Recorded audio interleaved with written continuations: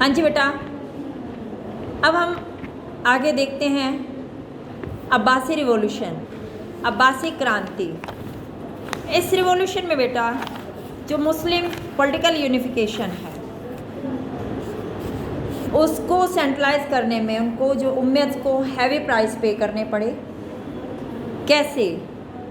ए well organized movement called दवा brought down the उम्मत and replaced another family अब्बासी in 750। एक दवा आंदोलन चला, उसके द्वारा अब्बासियों ने उम्मदों को उखाड़ फेंका। अब्बासियों ने क्या कहा? उन्होंने उम्मदों के शासन को दुष्ट बताया। उन्होंने कहा वो पैगंबर का जो इस्लाम था ना उसको री-एस्टेब्लिश करेंगे, क्योंकि उम्मद ने चेंज कर दिए थे, वंशोत्तराधिकार सिस्टम ले आया था, तो उसने कहा नहीं हम उसको बदलेंगे।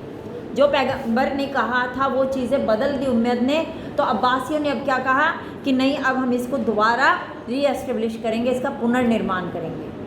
कोई भी लड़ता है तो कुछ ना कुछ तो रीज़न देगा, यही रीज़न दिया अब्बासियों ने। और इस तरह से उन्होंने जो चेंजेस किए उसमें उम्मदों को उखाड़ फेंका और ईरानियों जो आसपास खुरासन के एरिया में रहते थे और इराकियों लोगों को, उन सबको जो है उम्मद शासन को ये लोग नापसंद करते थे। सीरियाई लोग, इराकी लोग, ईरानी लोग जो कुछ लोग थे, क्योंकि इन लोगों को टैक्स में कंसेशन नहीं दिया था उम्मद शासन ने।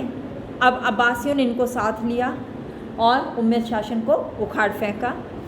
अब्बासी के बारे में, अब्बासी पैगंबर के चाचा अब्बास के वंशज मानते थे अपने आप को। इन्होंने ये माना था कि पैगंबर की फैमिली का कोई मेंबर आकर के उम्मद का जो इविल एम्पायर है, इविल जो शासन है बुरा, उससे उसको फ्री करवाएगा। और इसी तरह इसकी लीडरशिप की एक ईरानी गुलाम था अबू मुस्लिम, उसकी लीडरशिप में लड़ाई हुई। उम्मद खलीफा मारवान उसको हरा दिया गया। और अब जो अरबी इफ़ेक्ट था अब्बासी शासन में वो धीरे धीरे कम हो गया। ईरानी कल्चर इंक्रीज़ होना स्टार्ट हो गया। इन्होंने अपनी कैपिटल बगदाद में एस्टेब्लिश की। इसी के अलावा अब्बासियों ने खिलाफत की धार्मिक स्थिति और कार्यों को मजबूत बनाया।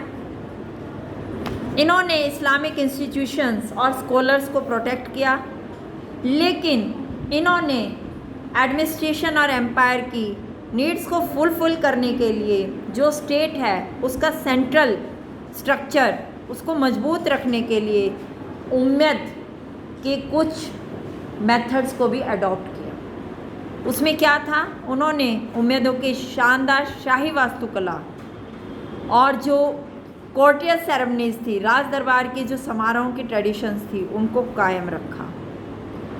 लेकिन उन्होंने राजतंत्र को समाप्त कर दिया, ये कहना भर था। कहा कि राजतंत्र को समाप्त कर दिया है, राजतंत्र को उन्होंने भी दोबारा से जो है मजबूत किया।